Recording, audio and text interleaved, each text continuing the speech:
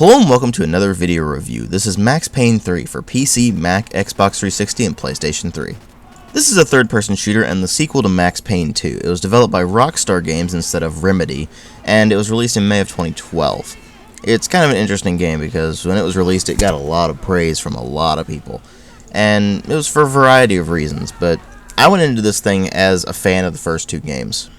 And the first thing I noticed, even before I actually got the game and was able to play it, was that it had ditched the noir style. And so that was kind of a sign of things to come. But the real question is, does it stack up to the previous two games, and did Rockstar remain faithful to what Remedy did, or what? Well, as far as the presentation goes, it's a bit of a mixed bag. On the one hand, you have the visuals, which are absolutely stunning as far as the visual quality goes. This thing has tons of great effects, great texture work across the board, great modeling, great animations. It all works really, really well. And they've done a good job with even the facial animations, although some of them look rather plasticky, and a lot of things in this game do end up looking a bit plasticky when viewed in a certain way. I think it's because of the shaders, and certain things just aren't animated as well as they probably should be. And so, for the most part, you'll find that the visuals are actually really impressive, but there are a few things here and there that aren't too good with those. But, by and large, very impressive visuals. Except for the fact that they put this really, really annoying effect on the game where it will have random scan lines appear as well as random color flashes. Why? I don't know. They just do. I guess it's supposed to be because Max is addicted to painkillers and alcohol and everything, but seriously, this is ridiculous. And for someone with epilepsy, it would be a really big problem. Luckily, I don't have epilepsy, but if you have epilepsy, don't play this game because you will get your episodes triggered. It's just guaranteed. It seems like that was what they were going for, and it just was ridiculous. And the cutscenes themselves are done in that really bizarre style where it'll just pop random frames out, and there'll be random words popping up on the screen, and lots of flashing colors and everything. So in that regard, it's just really annoying, but the visual quality itself is very impressive. And then you have the sound design, which is another bit of a mixed bag. The voice acting is mostly pretty good. The guy who voiced Max in the first two games returns, but for some reason his performance in this particular game was rather crappy. He emphasizes certain words that shouldn't be emphasized, and the way he actually says things just sounds odd in a lot of spots. It makes Max have a much weirder quality to him. It doesn't really make a whole lot of sense. And the rest of the cast does a pretty good job, though, and they're to be commended for that. It's just that one thing, because you're dealing the entire game with Max and his narration, and it just sounds weird in a lot of spots for no particular reason. So it's just kind of off-putting. But the rest of the cast does a good job. Then there is the sound effects themselves, which they're pretty good, actually. They do a really good job with the weapon sounds in particular. They sound pretty beefy and powerful, for the most part anyway. There are some that just don't sound all that great, but nothing too major. And they've done a good job with making the actual environment sounds and everything just really fitting to the locations you're in and everything like that. So they've done a good job with that. The music is the one thing that just bothers me about the sound design, and that is for a variety of reasons. First off, they do keep the Max Payne theme, and they have their own interpretation of it in this game, and it's not bad. But the rest of the music just doesn't sound like what you would expect from Max Payne, and it's just kind of generic music that you hear from action thriller kind of stuff. It's not really what I was hoping for. And in the context of the game, it works, but it's just something that just puts me off. So take that for what it's worth. But obviously what really matter are the story and the gameplay, and the story in this is that you play once again as Max Payne, who is now working private security in Brazil for the Branco family, who are very wealthy and consist of 3 brothers. And he's working in this security with his former classmate from the academy, Raul Passos. And he is now a drunkard who is addicted to painkillers. Why? Because Rockstar said so, that's why. I mean, the addicted to painkillers thing I can see is it's a logical step from Max Payne 1 and 2, but in this one, it's just like they tried to make him this world-weary addict kind of character who doesn't really have the personality traits that he used to anymore. He's just kind of an asshole now. And it's just not Max. It's really weird. Anyway, he gets dragged into things much larger than him, of course, when the wife of Rodrigo Branco, who is basically the head of the family, is kidnapped. And so he has to try to get her back, as well as find out what's going on with that. And eventually the plot becomes this larger plot involving lots of different gangs and organizations and everything. And the worst part about it, apart from it being extremely predictable, is that it really doesn't have what made the stories in Max Payne 1 and 2 so good. And I'm not even talking about the noir styling. There's no noir styling in this game at all, except maybe the voiceover, which even then it doesn't really sound like noir voiceover. But in this game, it does not have a very personal connection to Max. You see, in the first game, Max was dealing with the deaths of his family by going undercover. And eventually his friend gets killed, and that drags him into something that is much bigger than him. And he finds out basically the reason why his family was killed. And that's involved in the plot. In the sequel, he's going after this woman named Mona Sachs, who is possibly holding the answers to questions that he has related to the whole affairs from the first game. Both of these are very personal to Max, because he gets this very strong attachment to Mona in the sequel, as well as having that personal attachment from the first game as well. In this game, there's pretty much no reason for Max to be here. He's just working private security. He's just there. And they explained the plot later on if you weren't smart enough to figure it out. In fact, I'd imagine you'd have figured it out long before they actually say anything about it. Because, again, the plot in this game is ludicrously predictable. But it's just stupid. The entire plot pretty much treats you like an idiot, partly because the game's reliance on cutscenes is so ridiculously strong. This is pretty much just a ridiculously long cutscene with a few bits of gameplay sprinkled throughout. And whenever you try to skip a cutscene, it will tell you, still loading, showing that the cutscenes basically mask the loading screens. But if they mask the loading screens, then this game must have really, really long loading sequences, because it only allows you to skip the cutscenes toward the end of the cutscene. And so, you'll skip that. Oh wait, here's another cutscene. Enjoy.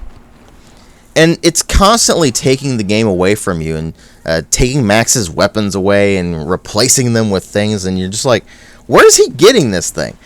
For instance, in one cutscene, he has an M1911 pistol. And somehow, some way, when you actually get into the level itself and actually get to the gameplay, he now has a PT-92 pistol. How? The cutscene showed it doesn't make a whole lot of sense. There's a lot of inconsistencies with it across the board. But the actual gameplay is just so sparse that you're constantly relying on these cutscenes. They're just shoving this story down your throat. And it's a terrible story. It's just so predictable. It's boring. You don't really give a crap about it because there's no reason to give a crap about it. doesn't have this attachment to Max. Max himself is not the same Max as the previous games, and it's not even that he's now a drunkard and an alcoholic. It's just that he is just not Max Payne anymore. He's somebody else. They really easily could have replaced Max with some other guy, and the game would have been the same. It's kind of depressing, actually. But there was one particular point in this game where it just dawned on me that Rockstar does not care. They don't care about Max Payne. And that was the graveyard sequence. Now, it also typifies what Rockstar does with their writing. But here's the thing. Before Max goes to Brazil, you see this in a flashback. He is in a bar in New Jersey, and he ends up killing this mobster's son. And eventually the mobster comes after him in the graveyard sequence, when Max is saying his final goodbyes to his family. And these mobsters come up, and he has to use his family's headstone as cover. This scene is never mentioned again. It adds absolutely nothing to the plot. Nothing. There is no reason for this sequence to be there. They just threw it in there just to have it. And it was at that point where I just said, no, enough is enough. This is ridiculous. And I was about to make a Games that Infuriate video because of that, but it just didn't pan out that way. So ultimately, that was the point when I realized not only do they not care about Max Payne at all, they outright just say, screw you to all the fans. Whatever we're doing is better than that. And that becomes painfully obvious because they keep trying to shove this cutscene down your throat constantly. It's ridiculous. So what about the gameplay itself? Because all this while I've been talking about cutscenes and the storyline because that's what the game really wants you to focus on, clearly. Well, the gameplay is actually not bad. It is a third-person shooter. It still retains elements from the previous games where Max can dual-wield sidearms. He can also have a main weapon like a rifle or a shotgun or something like that. And it still has bullet time. Still has painkillers to restore his health. And it's kind of weird how they've implemented it, though. They've also thrown in a cover system, which makes sense for a more modern third-person shooter. But at the same time, it kind of makes you root in place, whereas the previous games would have you actually running around a lot and just ducking in and out of cover rather than just staying in cover and just sitting there and waiting for enemies to pop their heads out so you can pick them off. But they have reduced the weapons you can carry to one primary weapon and two secondary weapons. And if you decide to dual wield, you actually drop the primary weapon. So it's constantly swapping out whatever weapons you have, and that gets really annoying. They also put in a very rudimentary stealth system that frankly doesn't even belong in the game. There's also a melee system where in the single player, if you go up to an enemy and you're right up in their face and you hit the attack button, then you'll actually trigger this melee maneuver, which at the end of it you can finish the enemy off.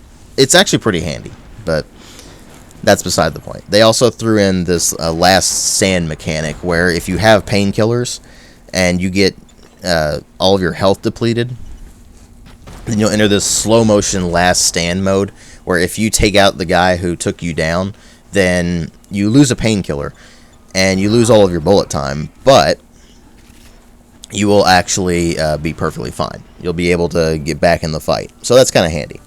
When you shoot dodge now, which is the leap for one direction, you can land on the ground and actually spin around and keep firing. So they actually added in the ability to stay prone and still be effective with that. So they've done a good job with the actual combat system itself. The enemies themselves are actually kind of a cross between smart and stupid, because by stupid, I mean they will rush you all the time, and that just gets annoying as hell. But by smart, I mean they will use cover, they will throw grenades to try to flush you out.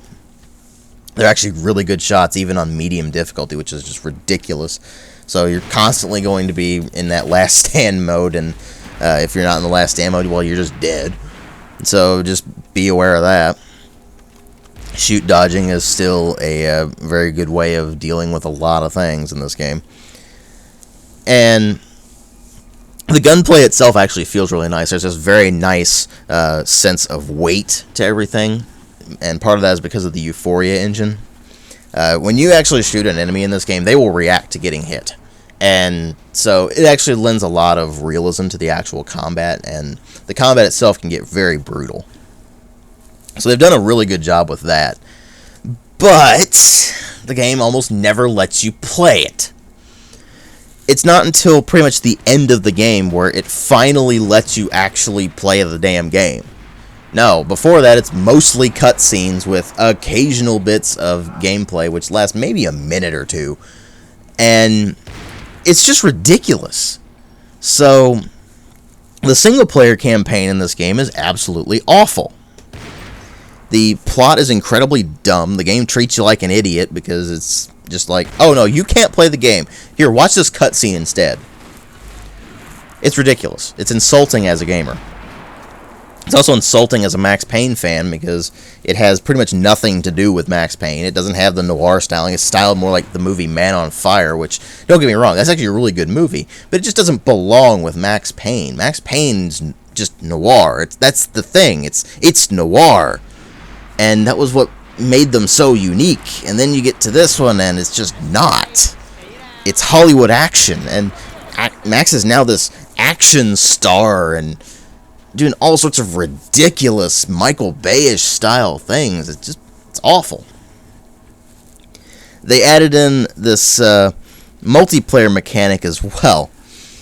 So if you don't want to just put up with the massive amount of cutscenes, then you can, of course, play the multiplayer, which is just total grind fest. It's actually not too bad once you get the ability to create your own classes. But until then, it's just awful. Because the base classes are terrible in this game. But it's just blatantly unfair to new players. It has an unlock system, and the weapons have ranks that allow you to get attachments or dual wielding, and it's just a very badly implemented system because the stuff you unlock is just blatantly better than the stuff you start with. So more often than not, you're just going to find that the enemy is going to annihilate you just because they have better equipment than you. It's really depressing, actually. And they actually are trying to tie in the multiplayer of Max Payne 3 with GTA 5, I think. So I'm not sure how that works, but it's annoying. So the multiplayer itself is not too bad. It does run on peer-to-peer matchmaking, which is really annoying. Which means it's really laggy.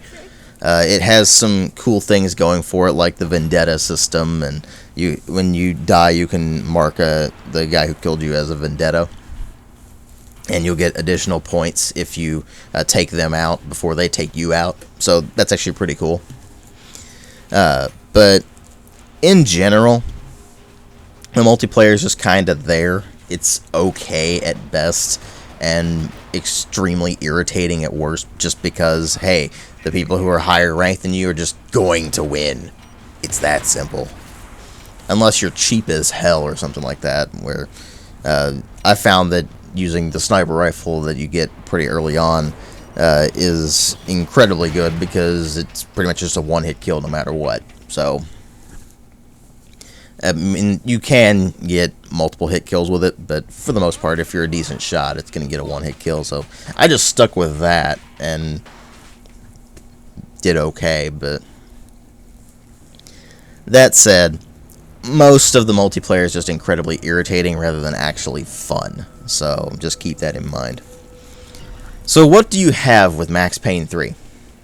Well, you have a single player that is pretty much nothing but cutscenes, except maybe an hour or so of gameplay.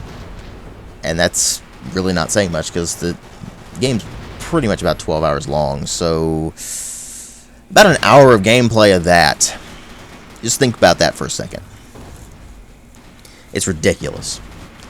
And most of that gameplay is actually toward the end of the game. So keep that in mind as well. You have the multiplayer mode, which is okay, but runs on peer-to-peer matchmaking and is a total grind fest and is completely unfair to new players. What gameplay there is in the single player, when it's there, it's not too bad.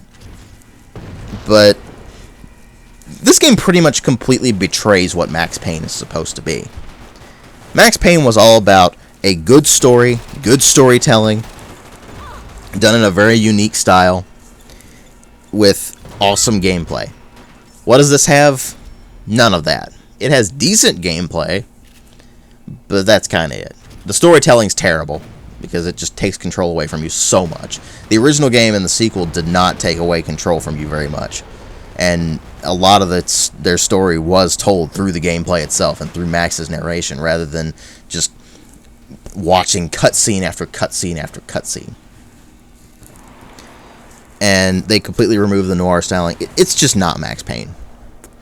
If it were something else, then it might be tolerable, but even then, the plot is just so incredibly predictable and just so blatantly stupid that in the long run, I can't even justify getting this at all. If you're a Max Payne fan, definitely stay away, because it's just insulting to us Max Payne fans. If you're a gamer, then it's insulting to you as well, because it's constantly taking the game away from you and saying, no, you can't play this. If you're a person of reasonable intelligence, it's insulting you too, because it's just constantly acting like its story is this great work, this masterful work of the art form, and just constantly shoving that in your face, when in reality it's just an incredibly thin plot with just so much predictability that you just don't even care. So ultimately, Max Payne 3 is a 1 out of 5. Thanks for watching.